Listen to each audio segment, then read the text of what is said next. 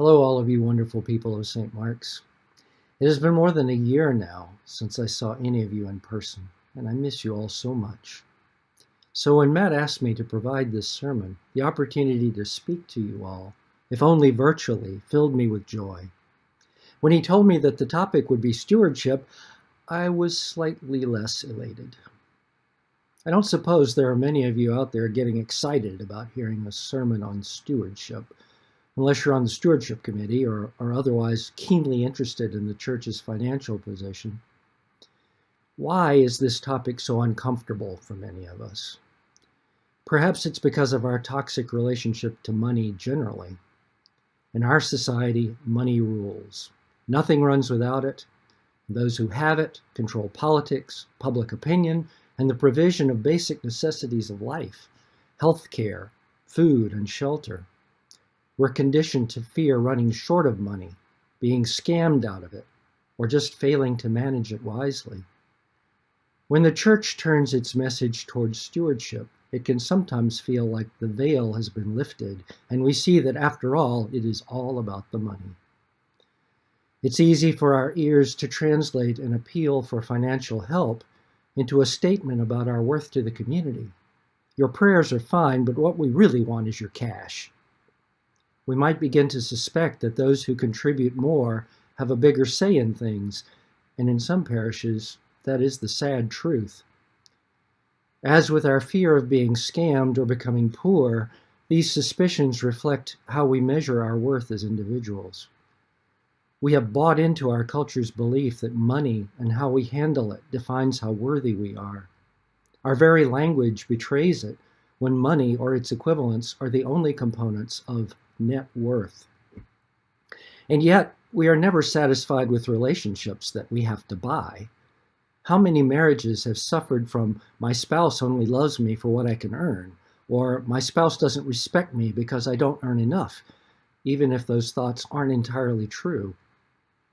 Too often we cynically tolerate this transactional model and just hang on, waiting for public radio to get back to the music, waiting for the stewardship sermon to be over so we can get on with worshiping the God of love, even if it is temporarily soured by the reminder of Mammon's privileged position. So let's start by confronting these toxic notions. How much you give or don't give doesn't have anything to do with your self-worth or your worth to the St. Mark's community. Even though St. Mark's needs contributions to keep the doors open, I hope and sincerely believe that you will be welcomed, appreciated, and heard, even if you don't give anything. Giving to the church is not part of a transaction. So then, what is it?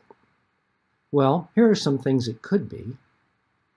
It could be about transferring the transactional model onto God. If I give to the church, then God will be pleased with me and will look out for me. That's even worse than the first model, and is even more false. God's love and care are unconditional. God doesn't need for you to give. You need for you to give. More on that later.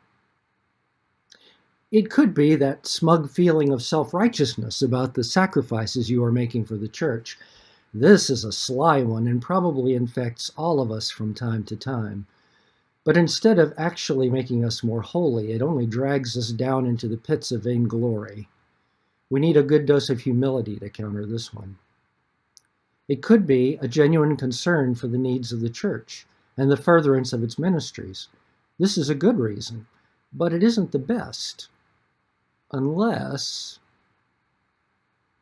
In our gospel lesson for today, a Pharisee, who is an intense student of the law, asks Jesus, which commandment in the law is the greatest? In response, Jesus quotes from the Torah, Deuteronomy 6:5, "You shall love the Lord your God with all your heart, and with all your soul, and with all your mind." Then he adds a second place quotation from our Old Testament lesson today in Leviticus 19, "You shall love your neighbor as yourself." Neither of these commandments is very easy to keep. If we truly love our neighbors as ourselves, then we would want to share with each other anything that could be of mutual benefit. I'm not saying that we need to give away everything and try to live without money. Some are called to that, but in today's world, that might not even be the most loving thing to do. Because of our culture's obsession with material wealth, we might do more damage to the recipients if we give without discernment. The giving that is truly loving involves more than writing a check and going our way.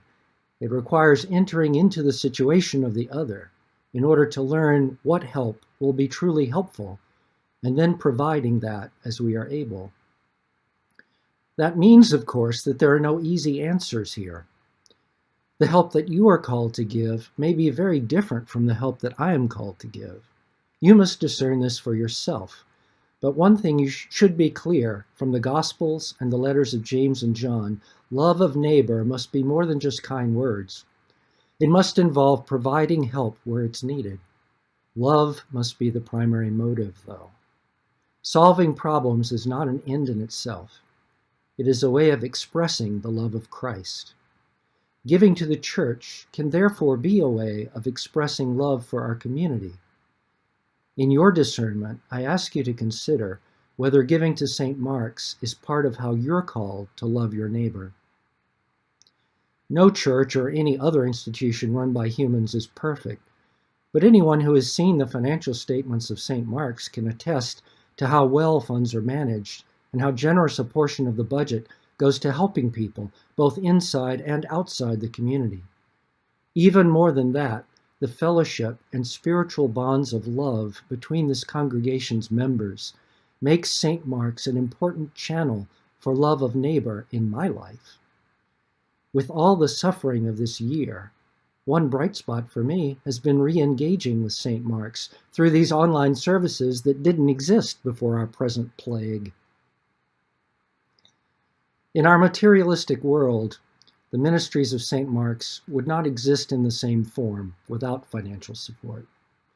Therefore, for me, donating to St. Mark's is a way of expressing my love for all of you and for all those that St. Mark's helps. What about that first commandment? Here is where we can get really uncomfortable. If we are to love God with all that we are and with all that we have, then we must learn to lose our attachment to anything else. Money represents many of those other things: ease, pleasure, freedom from fear, self-worth, even the ability to do good. It is the ultimate idol because on its own it doesn't keep any of those promises. And even when it does, that only serves to distract us from relationship with the divine. That relationship must be built on absolute trust.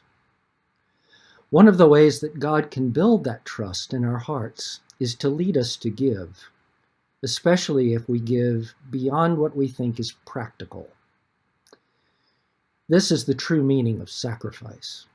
It is not transactional, not a quid pro quo. It is an exercise in trust, founded in love.